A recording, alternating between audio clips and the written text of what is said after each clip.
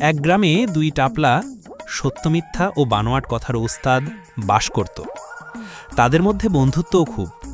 একজন অন্যজনকে নানা গাঁজাখুরি ও অদ্ভুত গালগল্প করে নাকাল করার চেষ্টায়ও থাকত সবসময়। একদিন দুই টাপলা নিজ নিজ মামার বাড়ির গল্প করছে। সে এমন গল্প যে শুনলে ভিড়মি খাবার অবস্থা হয়। দুই টাপলার একজনের নাম ছিল রাঙা, আর একজনের নাম ব্যাঙা। তাদের এক দোস্ত ছিল, তার নাম এমা। তাদের গলায় গলায় ভাব, সব সময় একসঙ্গে থাকে, গুলপট্টি মারে। মানুষ তা শুনে অবাক হয়, আবার মজাও পায়।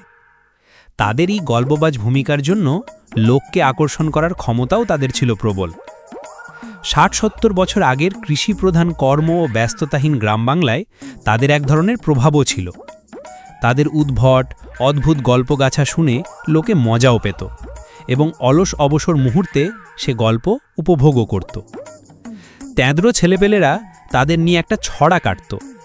ছড়াটি ছিল এরকম: রাঙা বড় কটকইটা, ব্যাঙা মারে টান, মিছা কথা শুনবার চাইলে অ্যাঙারে ডাক দিয়া আন। তো একদিন রাঙা চুটিয়ে গল্প করতে যেয়ে নানা আজগুবি গল্পের পর বলে, আমার মামুগো বাড়িতে একটা টিনের ঘর আছে, সেটা ১২৫ হাত লম্বা। এর উত্তরে ব্যাঙা বলে, আমার নানা যে তাল গাছটা দিয়ে দাঁত মাজে তা ১০০ হাত লম্বা। এটা শুনে রাঙা বলে, গল্প মারার আর জায়গা পাস না, এত বড় দাঁতন তোর নানায় রাখত কোথায়? ব্যাঙা, আরে আহাম্মক, তুই কি আন্দা আইয়া গেছিস? রাখবো তেমন বড় সড়ো ঘর তো আমার নানার আছিল না, তাই তালগাছের দাঁতনটা তোর মানগো সোয়াস মানে ১২৫ হাত ঘরেই রাখত। আন্দা ব্যাককল, তুই দেহস নাই।